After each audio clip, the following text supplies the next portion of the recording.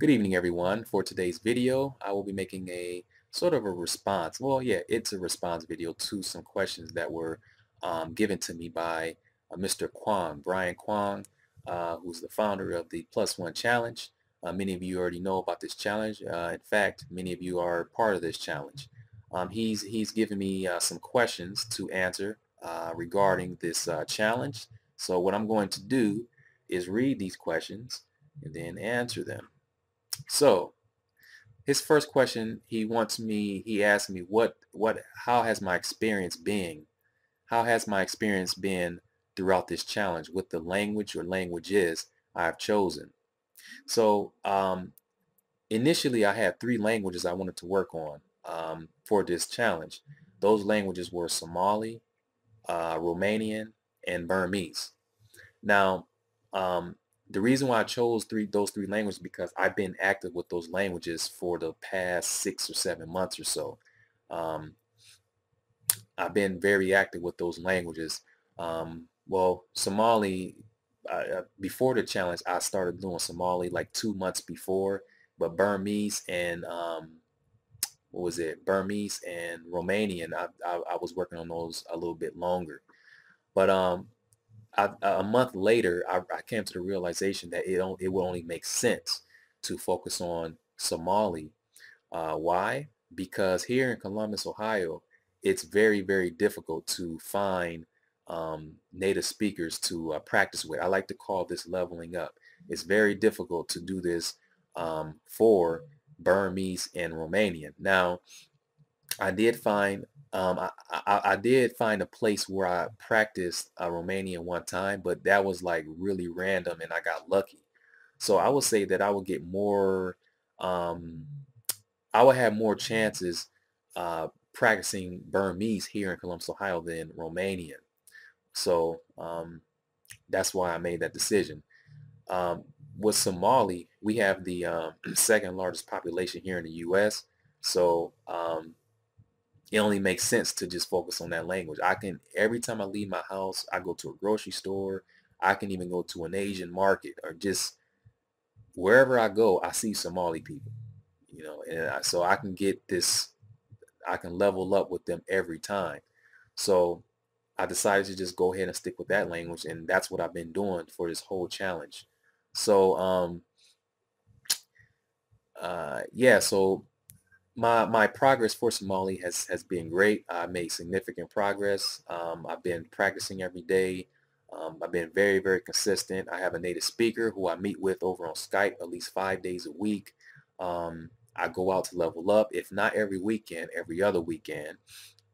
And I am immersed in the language, literally. I listen to audio every day, continuously. It's just been very, very good.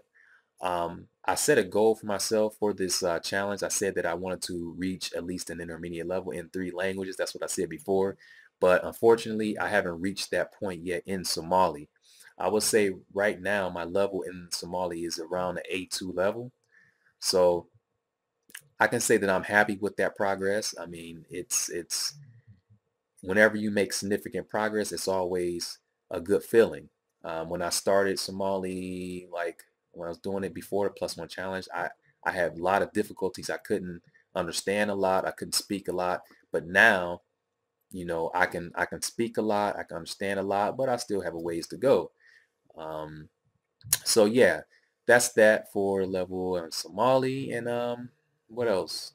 It's just been a great experience. And I'm doing Somali. I'm not doing it just for this Plus One Challenge. It's not something that I'm doing to say, okay, the Plus One Challenge is over. That is it. It's time to move on. Somali is actually a language that I plan on continuing for a very, very long time. I'm not talking a couple more months. I'm talking about years. Like I plan to continue with this language because I have some serious plans for it. Um, and I made that decision because I'm here in Columbus, Ohio, and there are so many Somali people. It's almost like being in the country.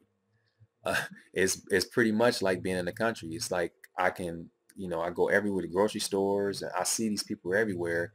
I may be able to get like some translating jobs on the side, some freelance translation with the Somali language. Why not take advantage of that? I'm pretty much in the country.